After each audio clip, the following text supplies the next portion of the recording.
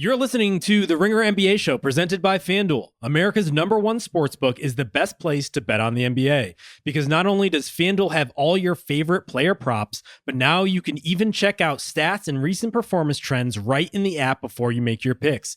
Just download the FanDuel Sportsbook app today to get in on the action. The Ringer is committed to responsible gaming.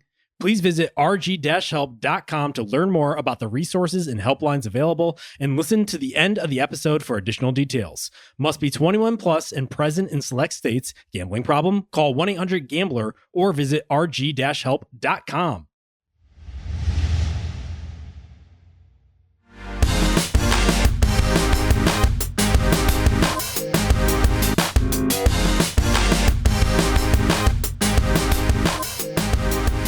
Hello and welcome to Group Chat. I am Justin Verrier, and joining me, a couple of on-court blood enthusiasts like our friend Joe Mazzulla, Rob Mahoney, Big Waz.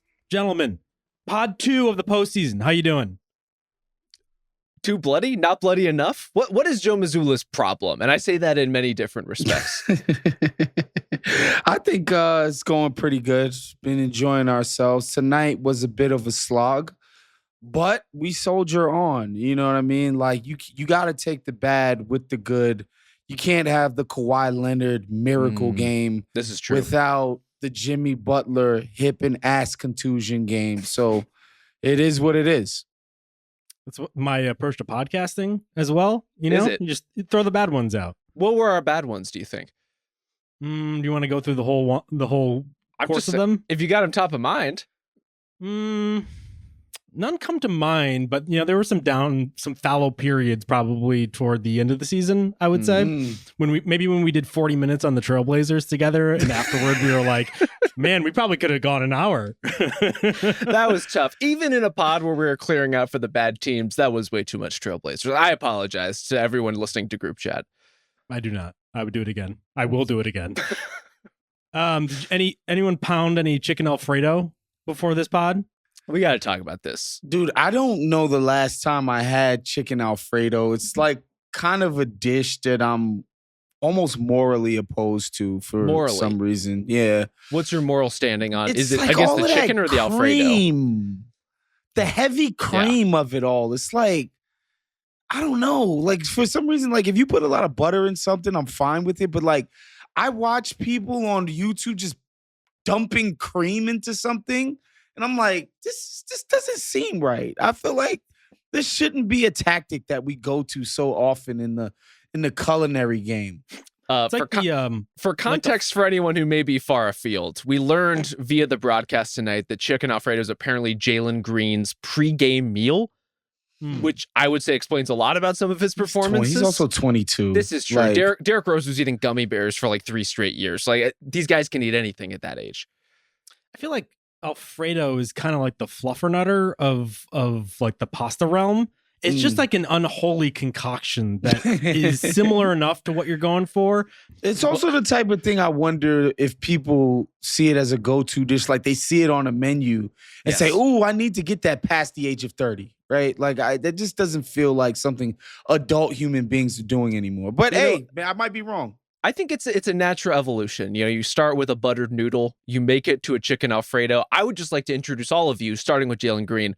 Let me introduce you to our friend Carbonara. You know, a slightly elevated version of a mostly similar kind of flavor profile.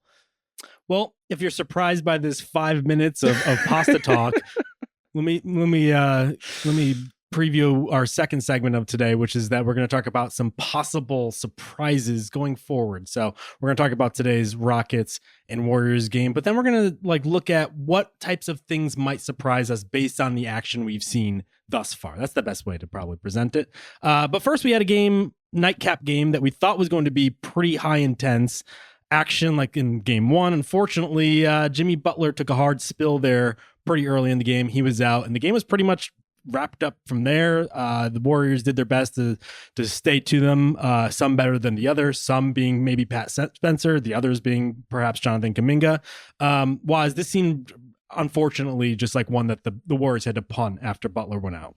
Yeah, this felt like that classic game 2 where the team that lost game 1 is going to come out with a haymaker and try to prove like, all right, we know we need this game and we have to come out with a certain level of assertion and authority and aggression, quite frankly. And the Rockets did that. And it felt like the Warriors were like, okay, we've been here a million times before. We know what you guys are about to do, but we're just going to stay the course and it's going to be fine. Like, the Rockets went up 10, they were up 9, and it felt like the Warriors were just like, we just keep this between within 7 points or so, not let this thing get too out of hand and we're going to be fine.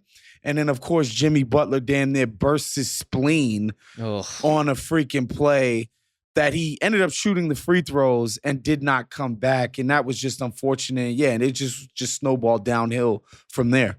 Just a really nasty fall. And we're still waiting for more news on Jimmy Butler. He's going to get an MRI. The good news is that there are a couple of off days. I think the Warriors and the Rockets don't play again until Saturday. Yep. So maybe there's a little more time for him to be on the mend, but it did not look good. It was a really hard, really painful fall. And frankly, it's the kind of thing where even if he did come back, you could see it affecting his mobility, certainly his verticality. Like the rebound where he fell, he was skying for those kinds of rebounds in this series so far. Like that's a different sort of Jimmy Butler that allows you to play small when he is that athletic. That's hard to do with the busted ass tailbone. Like it's really hard to do when you're in that kind of pain. So we'll have to see, 1, can he come back? 2, what does he even look like? And 3, if he's in any kind of compromise form, what does that mean for Golden State's offense? That's an awful lot of trouble maintaining scoring runs without him. So they're officially calling this a pelvic contusion, which makes it the 3rd pelvic contusion for the Warriors this season. I don't know if I've seen a single pelvic contusion, but now we've had a big 3 of them in Golden State. It looked more of like a tailbone hit, more of like a back butt sort of thing, but he fell super hard on it. I saw some people talk about like that was a men undercutting him almost as a dirty play. But if you look at the replay of it, he clearly gets pushed because, in fact, Draymond ends up nudging him in part because Pajemski couldn't ward off Steven Adams, who nudges Draymond, who nudges him into Amen Thompson. It was a real dominoes action that just led there. And so it's super unfortunate because I think you are worried, if you're the Warriors, that something like this might happen to Jimmy. It has happened in recent years, that he'll just get dings and dents that leave him out for a game or more than that. For this to be like the absolute flukiest situation, it's the worst possible scenario because you saw what happens when he's not in there. They just can't replicate his two-way value. Yeah, well, they can't even fill the minutes, frankly. Like when you're getting into the Pat Spencer, Jonathan Kuminga minutes, and granted, Brandon Pajemski was also ill for this game. He wasn't feeling 100%. He wasn't entirely himself. But who else does Golden State have to go to if Jimmy Butler can't play? I mean, we saw what this team looked like with the Andrew Wiggins situation. It wasn't much better than what we saw after Jimmy went out. So I'm not surprised that they weren't able to sort of make this more competitive, especially, again, the Rockets are down 0-1. They're at home. The series they know is basically over if they lose the first 2 at home. And so it's like, as early as we are in the playoffs, this is a version of a do-or-die game for the Rockets. And, not having Jimmy under those circumstances is tough. So Jalen Green took the opportunity and ran the fuck away with it. 38 points, hit 8 threes on 18 attempts. I never know what to do, Rob, with a good Jalen Green performance because there's always that nagging thing in the back of your mind, like there's a ton of evidence that suggests otherwise. Right. But I got to give them, they needed someone with pop. Obviously, they had the size advantage that bore out in the first 2 games, but to have this, I mean, I guess, is it replicable is the big question here. I don't think Ime Udoka knows what to do with a good Jalen Green game sometimes. Like the Rockets existentially are trying to figure out who Jalen Green is. And to get to see him do this in a playoff moment, in an important one, as you outlined, was that's huge, right? This is a really important data point for Jalen Green's career. The shooting kind of is what it is, and he's going to streak one way or another. We've seen that often enough. For me, it was more coming out of the gate, driving hard, making plays, not letting himself get shut down by defenders who shouldn't be able to stay in front of him, digging in defensively, getting out in transition. That's all stuff that's within his power to do all the time. And frankly, needs to be within his power every game of this series. Like they don't necessarily need him to be a 38 point per game superstar, but they need him to be someone who gets utility points, who makes important plays using his athleticism. He's one of the most athletic players on the floor. You should be able to get by Steph one-on-one. You should be able to get by some of these guys on the break if you're kind of starting off in a similar place. And so seeing him realize that he's allowed to make quick decisions with the ball, that's a huge step forward. The shooting is amazing. It was awesome to watch, but we'll kind of see how it goes game to game for him. Yeah, and Jalen Green is a player that, we know he's capable of doing this every now and again, but I'd be shocked if this changes Golden State's approach to how they defend this guy. You dare Jalen Green to take 18 3-pointers again. That's like, that's a beautiful trade-off for any defense. And I got to admit, some of these were like, they were already up 13, 14 points. He's wide ass open. Yeah. There's no pressure on it. Jimmy's already out. They understand the Warriors are walking wounded. So I'm happy he came through for them. I've been a Jalen Green sort of optimist early on in his career. So I'm happy to see him do well under this context. I don't know that this is the start of some new level of Jalen Green in the playoffs that's been unlocked.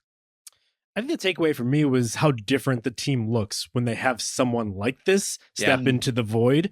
Because in the first game, it was funny because they had the size advantage and they practically like tripled them up on the boards. There's such an advantage with Adams or Şengün on the court, and when both of them are there, they're just mauling at this point. But they just needed someone after they got the rebound to do something with the ball to actually score it. And unfortunately, a lot of their best options are just bonus guys. It's like it's Brooks, it's Eason, it's Amen. These guys that you would hope that there would be 4 other players on the court who did all those stabilizing, and then they can go just be chaos agents essentially. That they can knock down a 3, or in Men's case, he could just do whatever the fuck you can do.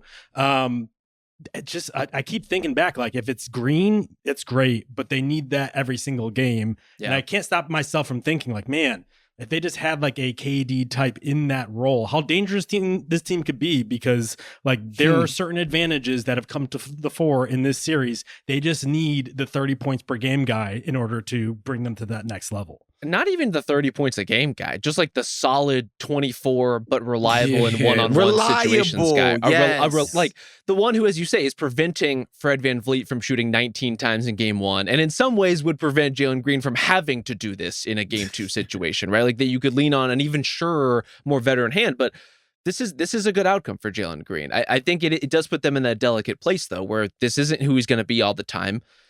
Fred, you would expect, is gonna have to hit shots at some point in this series if the Rockets are going to advance, because those other guys are not. Like, not only are they not going to hit them, they're not even going to take them. And so who is going to be hitting from the perimeter? Who's going to be creating out of those second chance opportunities that are not just putbacks? I thought this was a pretty good Şengün game overall, and I thought he was like wily enough, attacking both smaller guys and going head to head with Draymond, just like making shit work. I thought was a really important mechanism for the Rockets offense, but they are a team that's going to win defense first, basically every time out with this version of their roster. I think you have to give Şengün a lot of credit, especially in that game 1. He has an advantage, but he's pressing on it in ways that you would hope he would. Like he's got the opportunity and he's taking the most of it. The little baby hook was definitely falling in the first game, and like he's just doing enough at that position in order to get by. We got a tweet from our friend Harjap Sani, who suggests that Şengün is basically the Boris Diaw of Nikola Jokic's now. Yeah. Do you guys care to unpack that one? Do you agree? I like this better than like the poor man's Jokic or like the store brand Jokic. Like, Jokic. Adding the Boris Diaw element, I think, is very important. There is a certain like mysterious, unknowable element to what Alperen Şengün is going to do on a possession to possession basis. Like the whirling dervish aspect of his game that is a little less calculated and a little more Boris Diaw just slinging passes out there. So I see the vision of this one, to be honest with you. I think what it meant for me is that on the scale of being as good as Nikola Jokic is and completely not, and we throw NBA players on different parts of that scale. Yeah. Wherever prime Boris Diaw lands on that scale is where No, I think it's more nuanced than that. I think it's within the Nikola Jokic player type, the big playmaking center. He's a Boris Diaw level, yeah. He's not a Boris Diaw level. He's a Boris Diaw-esque version of that player. Right. You know, he has the essence of a Boris Diaw. If Boris Diaw played like Nikola Jokic, I think more the opposite. If Nikola Jokic played like Boris Diaw. I think that Şengün is probably more of a physical, like burly version of Boris Diaw. That's true. What I would say. Yeah, that's a great call. Sure. Even though tonight I believe he had like a set shot without jumping from where like he did not jump. Yeah, outside of the restricted circle. He was expecting someone to guard him, and no one ever did. Yeah. So he was like, I guess I'm just going to take 8 seconds to fire up this little set shot. I'm going to measure. I'm going to aim. I'm going to let it go. Knocked right in.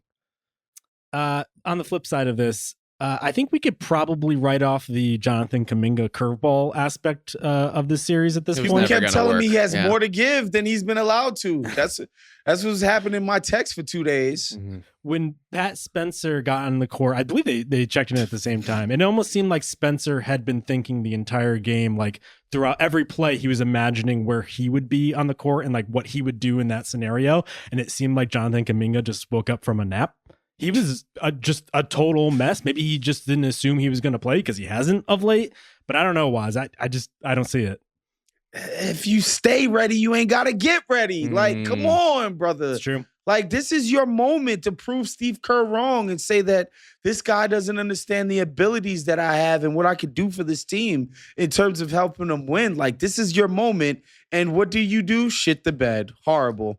In some fairness, when he came out, you could see he was like trying to do the right things. I'm going to roll hard to the rim. I'm going to try to make plays for other people. It was sloppy. It wasn't in concert with the rest of the offense. It play out exactly how you would expect a guy who has not been playing NBA basketball suddenly thrown into a highly physical series to play out.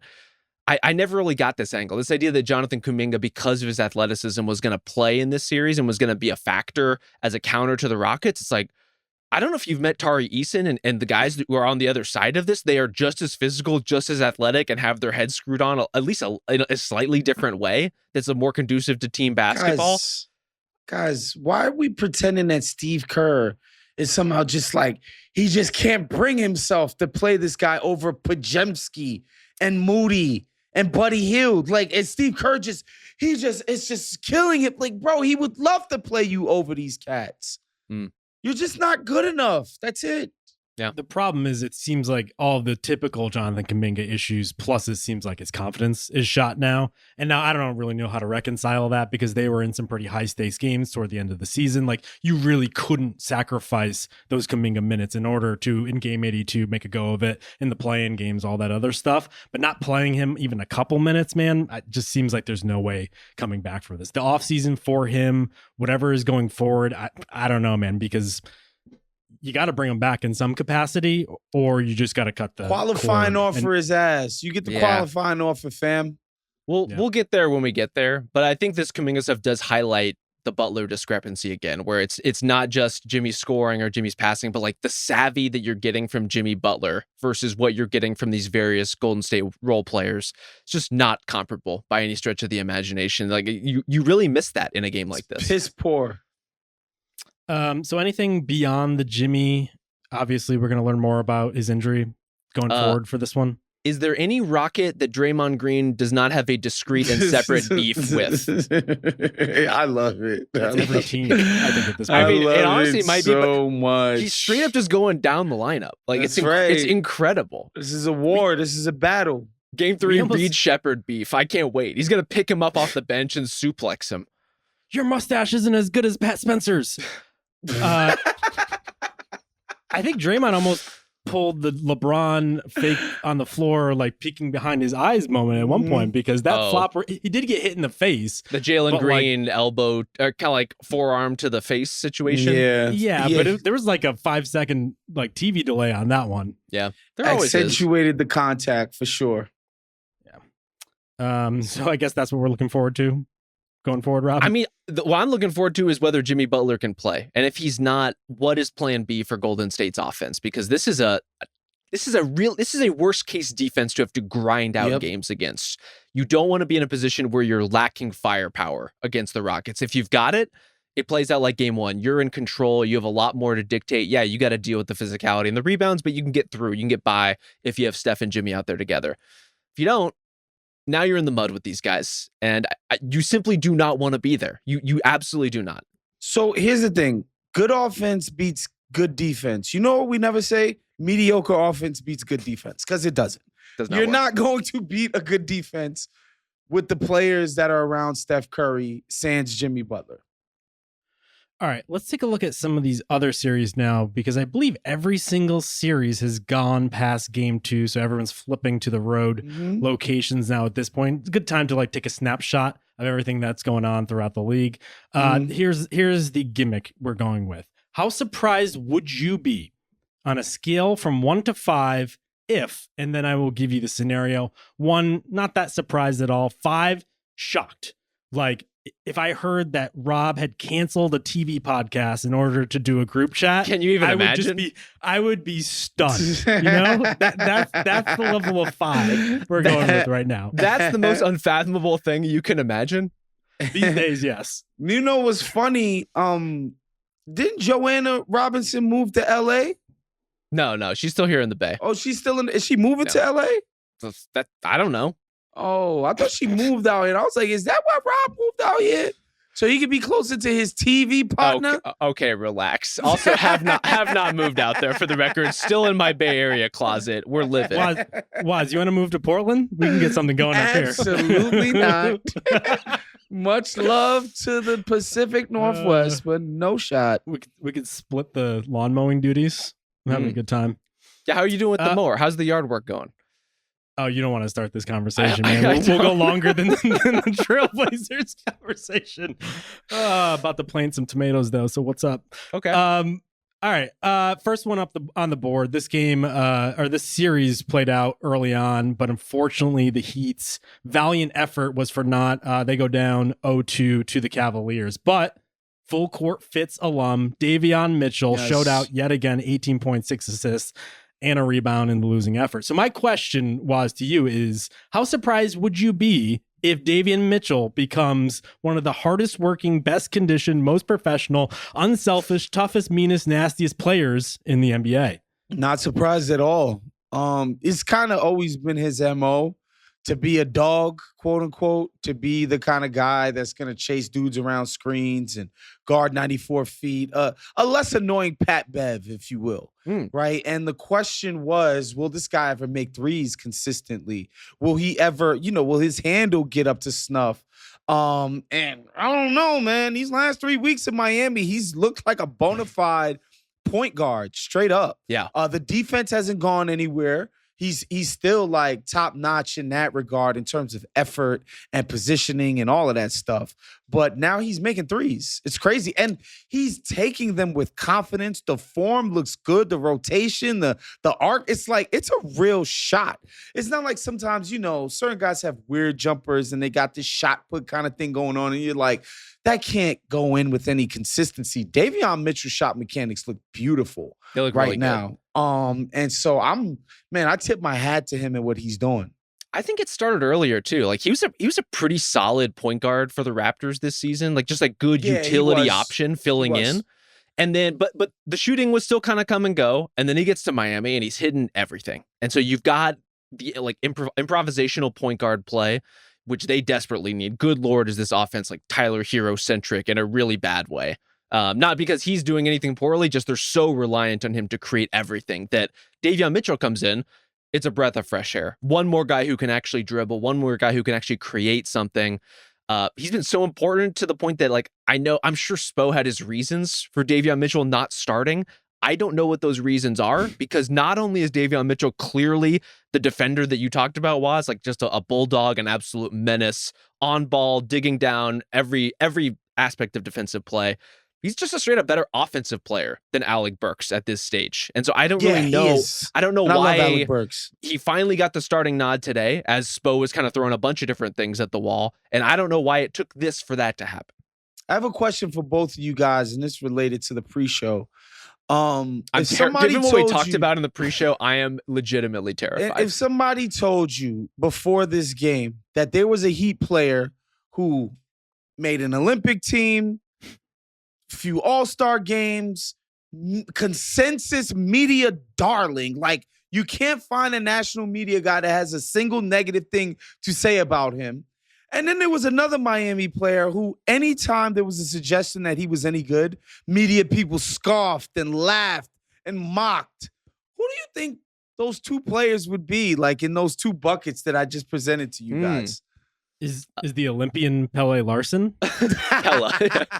Pele Larson. Pella Larson, be respectful. Jovic second is the player Olympic. is- Yeah, it the was Olympian. Jovic and That's Jovic. true. They're both Nikola Jovic. No, man, Bam Adebayo, he's stinking up the joint in a I season. don't know about stinking up the joint, because I think his defense, especially like half court against Evan Mobley, has been pretty important and pretty good. But he's not the elevating superstar they need. He's him to not be. Bruce Bowen, man. Like, he's not getting paid to be a one-sided ass player. Like, this guy is looked at as an all-around big-time component to everything these guys are trying to do. And I know we used to love, Bam catches it at, the elbow extended and he's facilitating and dribble handoff and he's such a nice passer and all of that. Still does But that. He's got to score, y'all. Like, this man needs to score. He's got to make a shot. He needs to become a threat. Like, it can't be Tyler Hero going freaking Kobe mode in here. I am open-minded to the various realities that Bam could find for himself to be a really good NBA player, to be an even better star than he already is. But I think you're honestly right. Just watching how limited Miami's offense looks when the Cavs just deny Tyler Hero the ball, right? Just like, don't let him get the ball for this possession, and everything goes nowhere. That is unacceptable when you have Bam Adebayo on the floor. Like, he has to be able to reroute something to get you a credible shot. And there's just too many possessions where he and the other Heat just like are not capable of that. Bam's never been a scorer. I know he's flirted around the 20 points per game mark, but it's often been playing off of other guys. He does so many things that are ancillary to an offense that bring them to another level, the playmaking, the ball movement, all this other bonus stuff. But the fact that he had to step out and shoot threes was in order to declog the lane, because that's probably his best usage. And so I just don't know if he has it in him. He is still of all-star caliber given all of the things that he does on both ends. Oh, yeah. But I think he needs to be your number 3 offensively. And at this point, they're just hoping to feature him. That's partly probably why someone like Davion Mitchell is taking the opportunity and running with it, because it is there for someone. It's just Bam's not going to be the one to do that. Yeah, it has to be more than Tyler Hero, who I thought has had a pretty exceptional start to the series overall in terms of the offense he's actually able to generate. It's just too much, and it's more than you would ever want him to have to do, to the point where, yeah, like some of the other members of the Heat are scoring some. Davion Mitchell is scoring. You got 17 out of Haywood Highsmith, which by Haywood Highsmith standards is like going for 50. Like that's about as good as you're going to get from Haywood Highsmith. And still you come up pretty distinctly short. I would say the Heat made this competitive. They fought, they really closed the gap, and then they just ran hard into kind of the ceiling of what they can produce offensively. And you flash to the other side, the Cavs had their moments where they kind of slogged through. They weren't playing their best for stretches of this game. Here comes Donovan Mitchell down the stretch, hitting every big shot, every big floater, creating every big play. And then you can trust both the defense and the overall engine of their offense to get enough supplementary play. Just to tie a bow on the Davion Mitchell thing, what do we think his role is next year? Do we think he's like Haywood Highsmith plus? Do we think he could start? Or is his future ultimately coming off the bench? Well, do you think he's on the Miami Heat? He's a restricted free agent, and I assume he recognizes the opportunity he's got here. It's been great. Like, it's been a great fit so far. I mean, I would love to see, I would love to see a Jerome James situation where he just, not that he doesn't live up to the I was about to say, come on. but like he has an insane playoff run and somebody wants to pay the hell out of him. I would love that for him. Yeah. But also if the Heat offered him a fair deal, what do you guys think is a fair deal? 4 years, 14 per? Yeah. Mid-level money. Yeah. I think he deserves like decent starting point guard type money. I think he's worth that. Yeah, if the Heat offered him that and, maybe got a player option on the third so that, if he developed nicely, he could cash in again, I think that would be a pretty cool deal for him. I would love that for him because I think he seems to like it there. Newsflash, a lot of NBA players like being in Miami. And he's already one of these psychopath, hardworking kind of guys where the standards that have been set by Spo and Riles won't bother him in ways that maybe it's bothered other players in the past on the Heat. So I would love to see that happen for him. Yep. This is the trade-off not going with Schroeder and going with Mitchell in that trade package. Mitchell has to be like brought back. He has to be put on a new deal, but there's a longer tail with him if you do believe in him. If he did show something in this little kind of run he's had with them. I also think he's just a better like complementary fit with Tyler Hero, who is again clearly established himself as a really important part of this team. You just have to find some better scoring from 3, 4, 5. Like that's their ultimate challenge going forward. Speaking of needing better scoring, let's talk about the Magic, who held tight to the Celtics in a game that, as we mentioned above, got a little bloody. Definitely got pretty bruising, as most Magic games tend to do. This one, I don't know if this was a tougher watch than the Lakers-Wolves the night before, but certainly the Magic have a special ability to pull things into the sumo wrestling pit. I think after 2 games, as good as the Magic have been keeping it close, like obviously a 10-point deficit for the Magic feels like it's 30 at times. And I just can't help but wonder, like, where's the offensive juice coming from? How many more times are we going to do this? And so my question is, how surprised would you be, Rob, if the Magic finally decided to trade for some goddamn offensive help this offseason? I would not be surprised. So I think on the 1 to 5 scale, I'm like a 2. I'm not saying it's a foregone conclusion, but I think what gives me some optimism is that, one, it's time. Like, straight up, you watch this team play, it is impossible not to focus on what they don't have. And by that, I don't mean like, oh, they're missing an all-star level point guard. I'm sitting there watching this game being like, man, how different would their life be if they had Peyton Pritchard? How transformed would they be if they just had a guy who could be a threat to score in that position? And I say that legitimately with great respect for Corey Joseph, who is defending his ass off out there and ultimately has given this team like he's bit of stability. An absolute pros pro who's come in and done a job, but he's not a scorer. And but goddamn, he's not a starting level point guard in the playoffs, man, against the freaking best team in the Eastern Conference. That's insane. He is not. It's an insane ask. And missing Jalen Suggs sucks in that regard. Yes, he helped them so much this season on both sides when he was out there. Overall, though, I think their front office, I think pretty much everyone there understands that there is a trade that they need to make at some point. And that point is basically now. Like, you're watching Paolo Banchero thrive right now with fairly minimal spacing, beating guys one-on-one, beating up people inside, like doing everything that you would ask him to do. Can you get him a little bit more room to operate? It doesn't have to, you don't have to change everything about your team, but you need a little bit of relief for your core stars at this point. Yeah, you shouldn't be asking Paolo to be Luka Doncic or prime LeBron James in terms of ball handling duties. Like, that dude should be setting the screens, resetting screens, slipping screens, pick and pop, attacking closeouts, attacking mismatches when defenses are too scared of the pick and roll and they switch a little guy onto him. Like, that's what he should be doing, It should be a more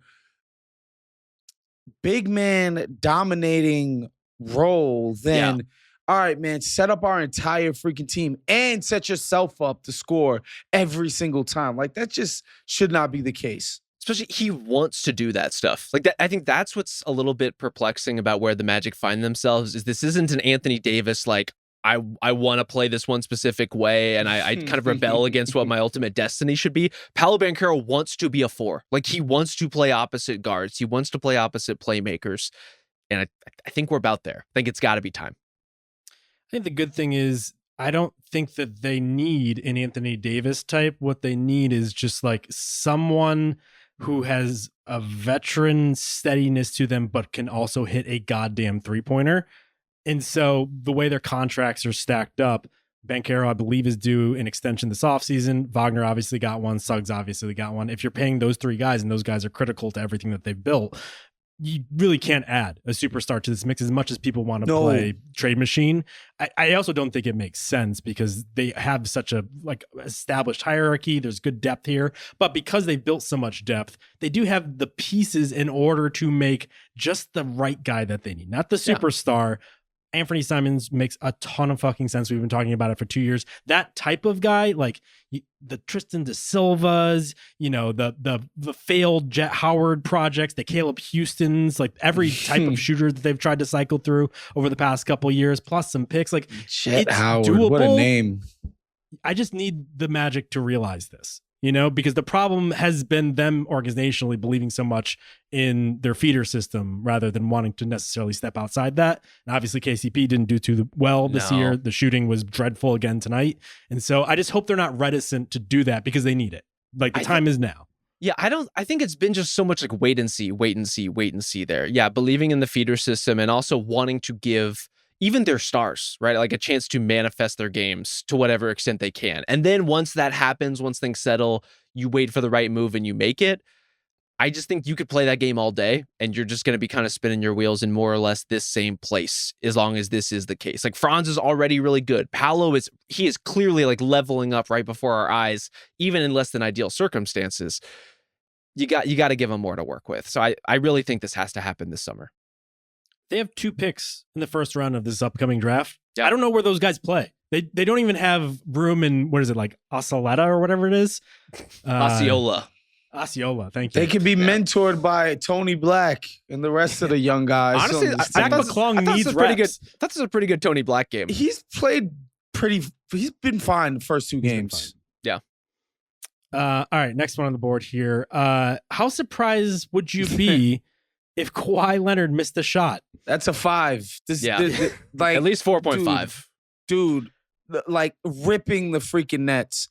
The game 2 where he started something like 9 of 10, and like most of these shots were contested. He wasn't like by himself completely. Like guys were guarding him, and he was just so laser focused, dialed in. It was crazy, dude, to the point where that last shot, that big shot that he made 1-on-1, where Denver kind of thought about just trying to force him to pass, and then they half-heartedly came, and it was just him and Aaron Gordon. And as soon as he got the shot off, I was like, this is money. Like, there's just no way this shot is going to miss. And yeah, he basically iced Denver with that. Just an incredible performance, man. Yeah, we just expect every shot to go at this point, which I didn't know if we were ever going to quite get there again. But 31 points a game through these first 2 games, 79% on 2s. What the fuck? Yeah, that's insane. And anecdotally, it seems higher. Like even that seems low relative to what we have actually watched. So I just think this version of Kawhi is something that's really special to watch, something that, as I said, I just did not think was ever going to happen again. And so the fact that we get to see it is a delight. That's why I've been poo-pooing this Clipper thing all year. I mean, we were wondering when Kawhi came back, like, how is he going to fit exactly? What form is he going to be in at the end of the day? And we'll see. Like, the question with him has always been, can you get back? And then once you do, how long can you kind of sustain that sort of run? We've seen him have incendiary starts to the playoffs and then mysteriously kind of bow out 4 games in. I really hope that's not the case. Everything so far has been really, really remarkable. You guys have to remind me, because it's been so long since we've seen Kawhi on this level of just like killing it. Yeah. Because he obviously can get to his spots, and he can obviously raise up over most players, and he can drill it with efficiency. Just what he's doing now, though, where there's like 3 guys around him, and he just has the right timing in order to pull up one, but also like hold it for an extra beat in order to get right above the outstretched arms and then drill it. Feels like another layer that he's been on from the excellence that he's been on for over the past, 8 to 10 years. Yeah. Yeah, it's crazy. Honestly, the footwork has been ridiculous for years now. What struck me in game 2 is the freaking handle is so tight and so freaking just, it's a weapon, man. Like his handle is a straight up weapon in a way that I'm like, man, this guy is crossing people over with the quickness that like I just haven't seen in so long. And he's generating so much separation on these dribble pull-ups. It's crazy, freaking nuts. I would say it probably hasn't looked like this since whatever the year was where he had that monster game to close out Dallas, I think 2021. Yeah. That like it hasn't looked like that since. And it's pretty freaking insane to watch. That was definitely the closest comparison point for me too. And I would say that game 6 in 2021 against the Mavs, was one of the best playoff performances I've ever seen anybody play. And so this was like, we're kind of approaching that territory. The stakes are totally different, right? Like that game 6 was a monumental game to basically seize control of the series. This one, though, planting a flag on what this series can ultimately be, which is just going down 0-2 the way that they've played so well against Denver would have been demoralizing. That would have been really tough. Even with, you know that the margin is tight, you know that these games could go either way, you still got to try to steal one. And the fact that they were able to, clearly a really important part of kind of putting their overall resume together for what winning the series would look like. I'll also say one kind of unsung hero in the Kawhi-assance has just been Chris Dunn hitting the mainstream. Just watching him wreak terror defensively and basically free up Kawhi to be like the second or third defender in a lot of these situations just allows him to pop more offensively. And also seeing the chess match of Jokic versus Chris Dunn, because in addition to Dunn just being a terror and like athletic marvel, like his anticipation, especially in the steal and the paint and the key bucket down the stretch, like he's on another level. And I think we who've been watching the Clipper games this entire year are like, oh, we know that guy's in there. But to see him hit at the same time of Kawhi, the balance there that's just so formative. Yeah. Well, especially when you think about down the stretch of that game, Denver was trying to get into its stuff. The Clippers they obviously have really aggressive individual defenders. They also were kind of playing some hybrid zone stuff now and again, just kind of junking up the game. And all the Denver two-man action kind of got like, it had a little too much preamble. Like they had to really set up, really get to their spots, really do all this. And some of that was because Chris Dunn was just interjecting himself into everything. Then on the other side, the plan is give the ball to Kawhi Leonard, get the fuck out of the way, space the floor as best you can, let him go one-on-one, create a 19-footer, and he's just hitting every single one. And the simplicity of that, while, look, I love team basketball as much as anybody, I love two-man play as much as anybody, it's kind of, it's not comparable when you have one player hitting 79% of their twos with offense that's that straightforward. You're not going to beat that, and you really just have to hope that at some point the shooting is going to peter off. Waz, how are you feeling about the rest of this series? Because things got a little dicey down the stretch for Denver. Plus, MPJ, Jesus freaking Christ, with that turnover. That turnover is really bad. He was way better. Way actually better. Like put his hands on people who were driving within 3 feet of the cup. Yep. That was nice. The offensive rebounds, I think, overall were huge. It was nice to see him like try to win a playoff game. That's a huge one. That was cool. I think unfortunately, though, he's got the shoulder injury. Jamal Murray seems like he's pretty sick, like a lot of people right now. I will say Jamal Murray, for being a guy who was sick, I thought he played a fucking great I thought he played a great defensive game in particular. Like, really was getting after it. But it's frustrating. Where was this in game one? The moisture. Where was that in game one? Honestly, no comment. Sure. I think this is just gonna be a dogfight whale of a series, man. I really do. These teams are really good, both of them, and the Clippers are extremely well coached. I think the only thing I will say, the Clippers are being cute with their lineups. In a way that I'm just like, yo, Ty Lue, play your best guys. It kind of worked though. It did work. They Jedi mind tricked the freaking Nuggets into not understanding what a zone defense was for like 3 to 4 solid minutes. Yeah. Which I was like, what in the hell is going on? But like, these guys are coaching them up. I think if they just keep their best players on the floor for most of the time, this shit gonna be a problem. But I think it's gonna be a slugfest, man. I need a Ben Simmons was fine t-shirt. He was. Because he's been fine. Give him 8 to 10 minutes. Totally fine. He's adequate. Ben Simmons is adequate. I don't feel great about it, but he was in this game fine. Ben Simmons is adequate. All right, couple more here. How surprised would you be if the Pistons finish ahead of the Knicks next regular season? Because I'm starting to wonder, like, how real is this Pistons kind of resurgence? Because I went into the postseason expecting them to kind of get stomped, even though the Knicks were a mess for most of the second half of the season. I just thought like the magic, the pixie dust, the shooting success of the Pistons would kind of wear over time. But now I'm like, these are kind of peers, especially because Tibbs is going to run his top 5 into the ground by the time of the postseason. Like, this is what you're going to get probably every year, unless you add like more over the offseason. And so it's kind of a dual question, Rob. It's like, how worried are we about the Knicks long term, especially with Tibbs at the helm? And 2, how bullish are you on the Pistons plus Jaden Ivey plus another year of this next year. I would be quite surprised if the Pistons caught the Knicks. Their second best offensive player is Toby Harris. What are we doing right now? Yeah. This is crazy. Could be Jaden Ivey next year. I also think you have to be really wary if we're forecasting beyond what's happening right now, going into next year. You got to be wary about the year after the jump, because history tells us these teams come back to earth a little bit. They level out. Things get a little weird. They lose a random player who you didn't think was that important, but turns out to have been quite important all along.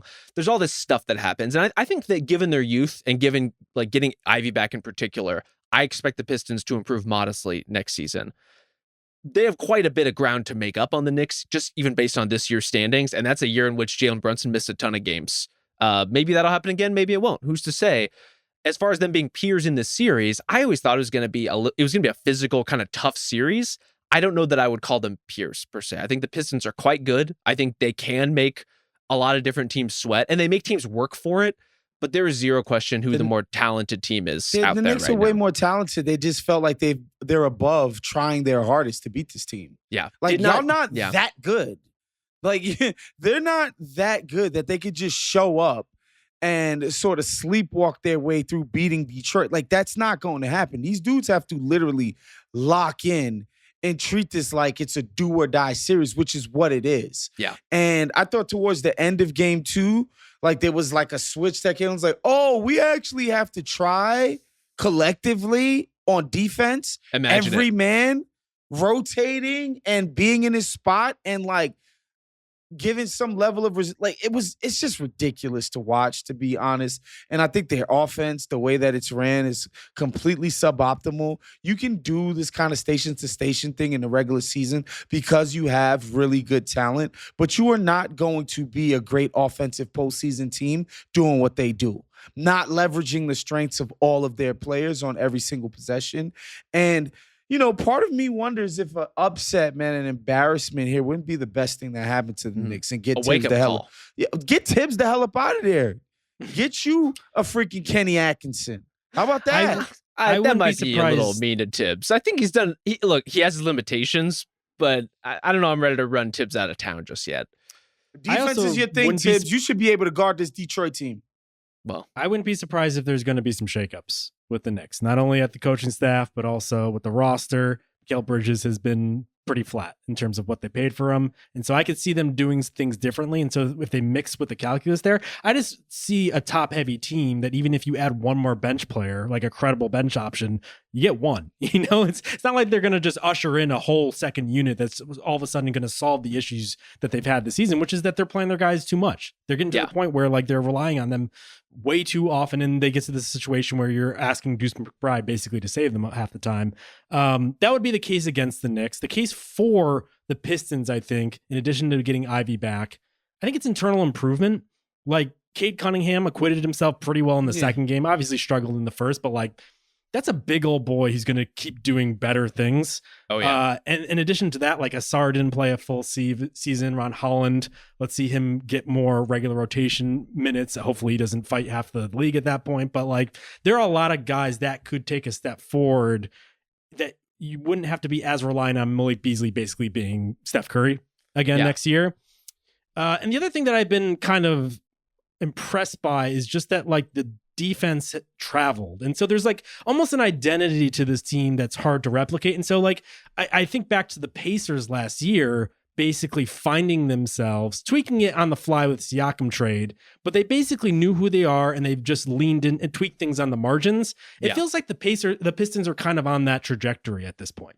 But the Siakam trade is a huge trade. Like that is a monumental change to the structure of the team that I think vaulted them into a different class. If they hadn't made it, it would be incremental gains all the way up. Here, I agree. Like there's some young players who are ready to take steps. And to be clear, I really love watching this Pistons team play. Like watching Cade turn up the pace in game 2 was such a delight. Like you really get a sense of his physicality and how imposing he is when he's playing faster. The Dennis Schroeder experience, I think it's been awesome in this series overall, even though he's hitting the deck every third play trying to draw a foul. He's a perfect garden villain. He's great. Absolute wonderful, wonderful garden villain. Jalen Duren had a really nice bounce back game that I think bodes well for his place in this series, especially with Beef Stew out. He had to be good and big, and he was. Tobias Harris being a big game player has been huge. I have really enjoyed watching Asar Thompson play defense. I think he's been doing quite well. Apparently, the refs don't agree with me. Jalen Brunson, you got to chill. Like you really have to chill, not just for all of us, but for the soul of the game of basketball. It's been a lot. It's a little unseemly, the foul baiting right now. Let me ask you this question.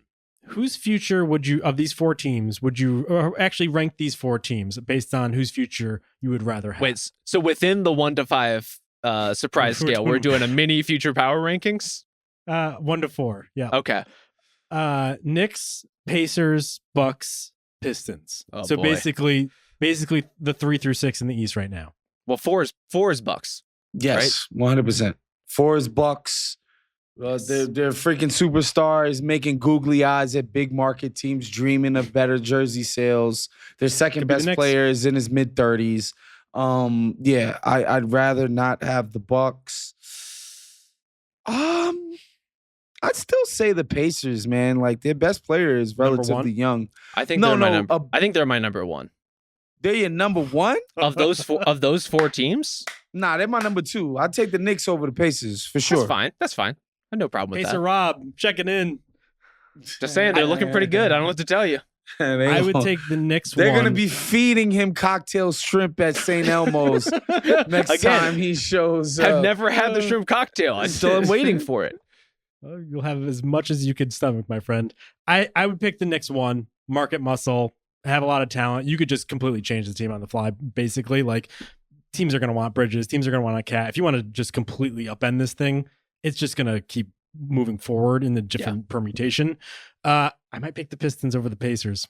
It's kind of what I'm leaning toward. I mean, I'm not surprised that you feel this way, but you're wrong. This is consistent, but nah.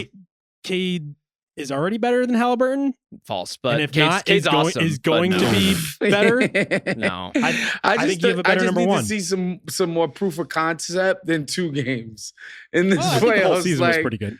Yeah, the whole season was all decent. NBA worthy season for sure. Yeah, no, I'm talking about the team proof of concept, not Cade. Yeah. Like they played 2 playoff games. They won 41 games. Like, all right, cool. They're cool. They're on the rise, but I don't think they're like so clearly better than the Pacers now. Shot 22% from 3. Justin is crazy, man. I see it. I see the future. I think you were every player who voted Tyrese Halliburton the most overrated player in the NBA. Like you hacked the ballot box and you were just stuffing it with Tyrese Halliburton. Justin just saw Tyrese Halliburton's name at the top and said no notes, no editorial, no red ink through that list. I have one more before we get to the Timberwolves series about Tyrese Halliburton. Believe it or not, would you be surprised if Tyrese Halliburton arrives to Game 3 of their series against the Bucks in a wrestling leotard and a newsboy cap? Calls himself the newsmaker. I was pretty proud of that one. And challenges Damian Lillard to a ladder match for the fate of the series. Not surprised at all. It's like funny. 2? I'm 1.5, I think, on this. It seems likely. It's funny because I think people are more pissed with Halliburton as he's trash talking them than he is about the actual trash talk. Like, he's clearly a freaking little troll, and it's work. Like, he is pissing people the hell off. He's a shit poster. If a shit poster were an NBA player, and it is just riling people up, which is not surprising.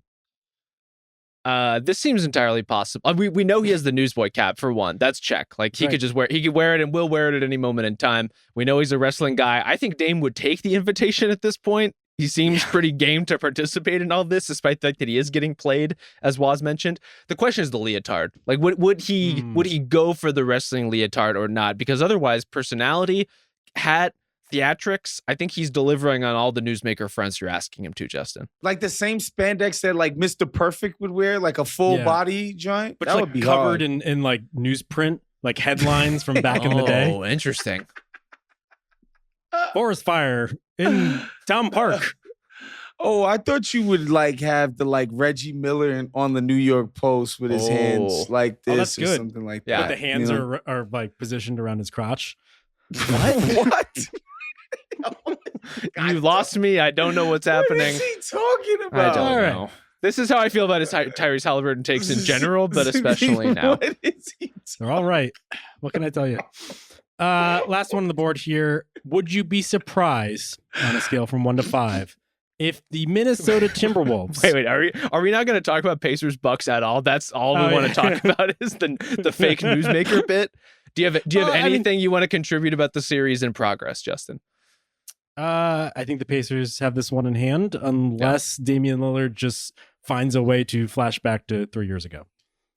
It's a tough ask under the circumstances. Yeah, they don't have enough on either end of the court. They don't have the horses. Yeah, and worse yet, I think you see the Pacers solving them. And I don't care what none of you motherfuckers say. Kyle Kuzma used to be a good player. No one's arguing that he didn't used to be. And he was once a good player. Significantly better in game 2, by which I mean he scored some points. He did some things. He was active out in the game in a totally different way. And I think if Milwaukee has anything going for it, their bigs did a better job of like running and sealing. Bobby Portis had an unbelievable game out of thin air, basically, because of it. Than these guys. So they can push on that a little bit. It's not enough. You know, when you're trading off everything else, it's just not enough. Okay. Glad we got that Pacers analysis in there. I mean, it's better than crotch talk. I don't know what to tell you. Is it? All right, last one. Would you be surprised if the Timberwolves make the West Finals? No. 1. Yeah, I think I'm getting there. Yeah. Like they're on the plausible side of the bracket where any team, I would say, team could kind of make it. Like I wouldn't be shocked by any of them. Here's the question: are you saying 1 because it's plausible, or are you saying 1 because it's likely? I'm saying 1 because the field on that side, on the non-OKC side, is so flat. They can't beat the Lakers, Warriors, or the Rockets. Like there's just no reason to think that they can. I guess I'm at like a 2. It's just I'm falling victim to most recent game bias, where it's just like. The shooting luck returning to what it's been all year, combined with the collective basketball situational IQ being not exactly excellent on this team. That was tough. Say it's like Mike Conley and a bunch of asylum residents, you know?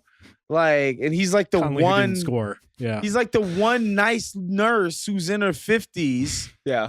The on orderly. The cusp of, the one nice orderly on the cusp of retirement trying to keep this whole thing together. It's pathetic. Yeah. Take that retirement package at some point. Although not Mike Conley. I hope he plays forever. But yeah, like the basketball IQ, the amount of times that the Wolves will just shoot themselves in the foot repeatedly for 3 minutes on end is deeply troubling. That said, they have advantages that many of these other teams do not. They have Anthony Edwards, first and foremost. Yep, they have the size, they have the defense, they have those nights where they go supernova from 3, and they're incredibly hard to beat on those nights. And they're also going to have nights where Dante DiVincenzo doesn't have like 8 fouls in 3 minutes. You know, like they're going to have nights where the rotation is a little more complete. Also, Naz Reid, take a Valium, kid. Like, chill, relax. You're prescribing? Yeah. Yeah, he's got to calm down. He's a Dr. little Waz bit too much right now. Well, that's partly why I have probably more. I came out of that game more encouraged for the Wolves because it seemed tough to replicate what the Lakers did on both ends there.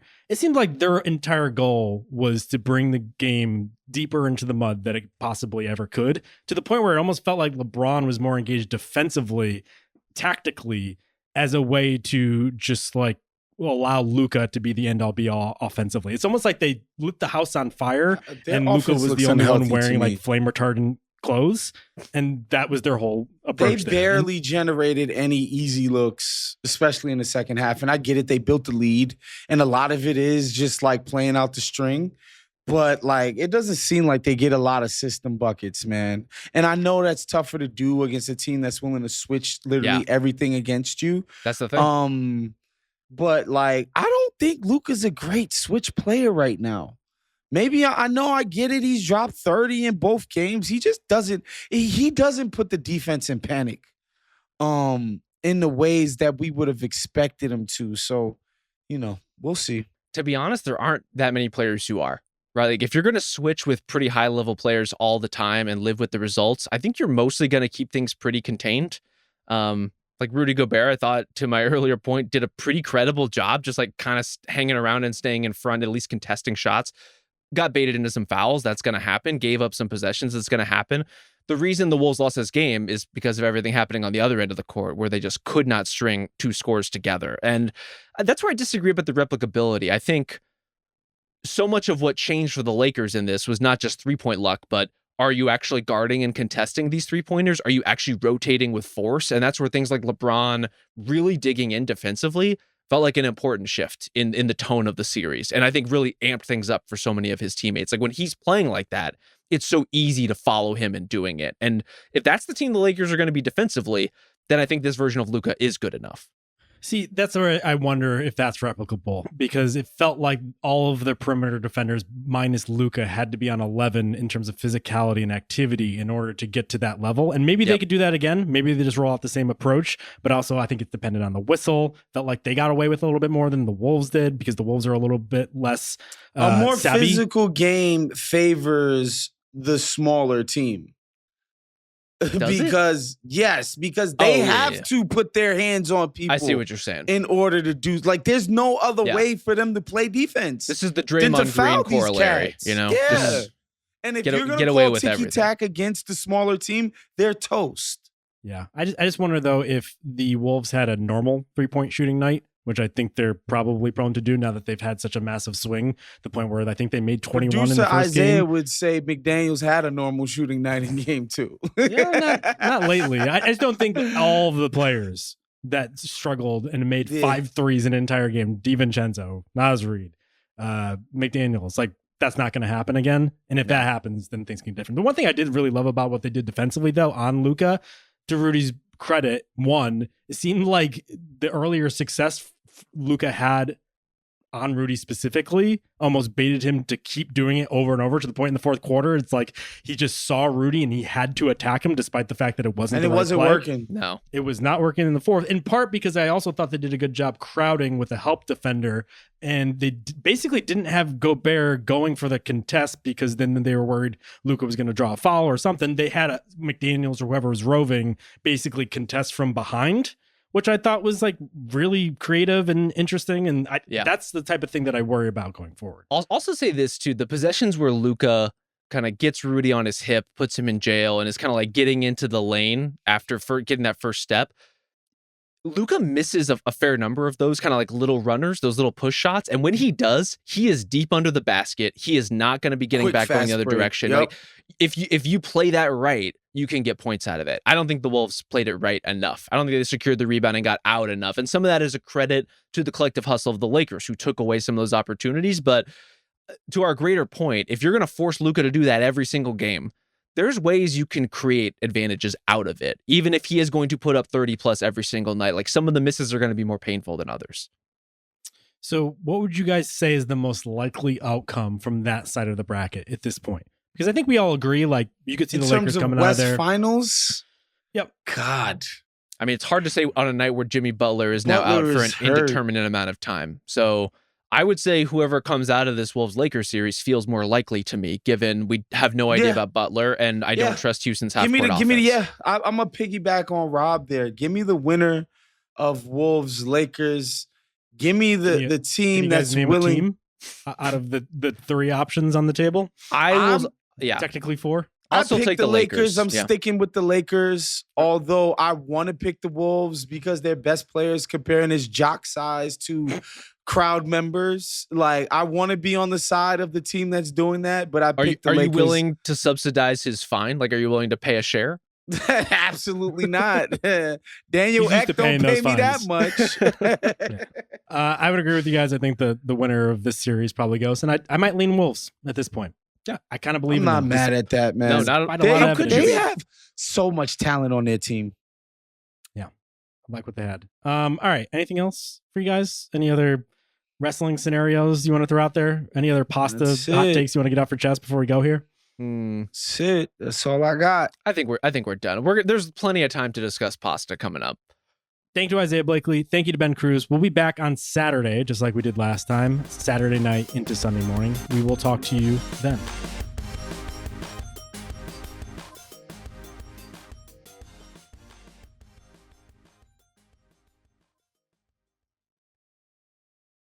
Must be 21 plus and present in select states for Kansas in affiliation with Kansas Star Casino or 18 plus and present in DC. Gambling problem? Call 1-800-GAMBLER or visit rg-help.com. Call 1-888-789-7777 or visit ccpg.org/chat in Connecticut or visit mdgamblinghelp.org in Maryland. Hope is here. Visit gamblinghelplinema.org or 800-327-5050 for 24/7 support in Massachusetts or call 1-877-8-HOPE-NY or text HOPE-NY in New York.